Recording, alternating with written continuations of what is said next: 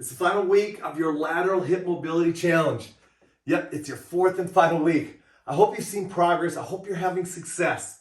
More importantly, I hope you're starting to see that your lateral hip mobility is starting to improve, and as a result of that, you're moving better or something in your life outside the gym is getting better.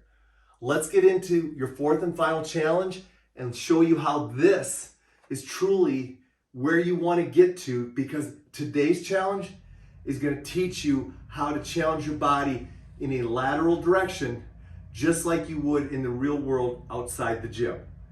Let's get started. So first and foremost, what we're going to do today is we're going to start bringing in a stepping action.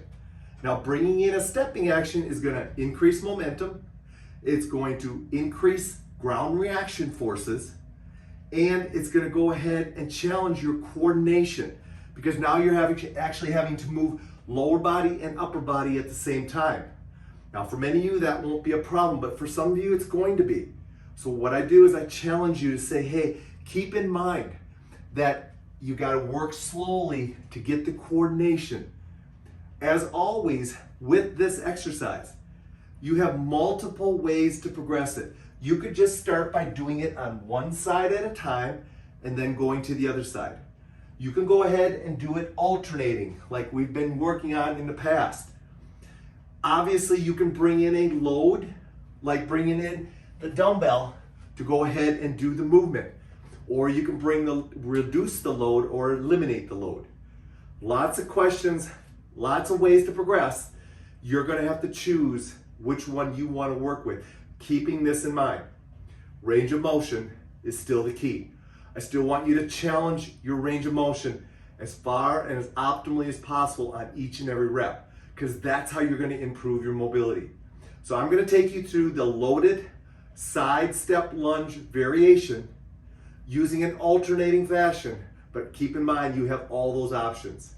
So we'll start with the facing position, and we're going to go ahead and do a lateral step lunge reach. As we come back up, we're switching the weight and we're going the other direction. And then we're switching, going the other direction, and then we're switching and going the other direction.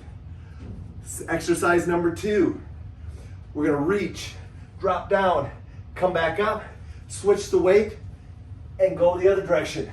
Now, a little bit about this movement. When you go towards the band attachment, the band has to have some tension on it. So if it loses tension, make sure you move out a little bit. So once again, here, back, here, and you can see I still have tension on the band. That's going to be important. Exercise number 3, you just turn around and you're going to go ahead, step out, come back, step down, come back, step out, come back, and step down.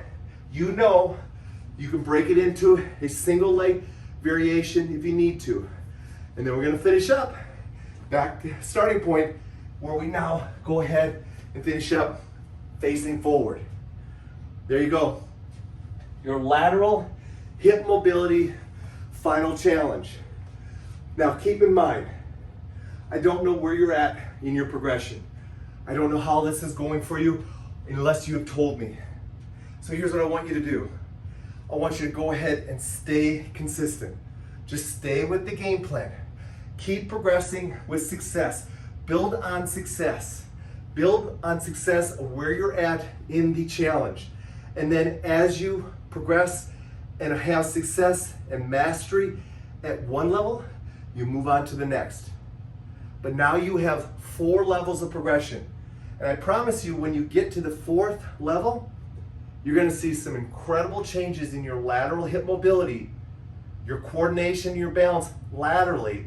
And interesting enough, I suspect straight ahead walking is going to be a lot better as well. Thanks for joining me for the challenge. I hope you enjoyed it, and I look forward to hearing about your improvements in your lateral hip mobility in the near future.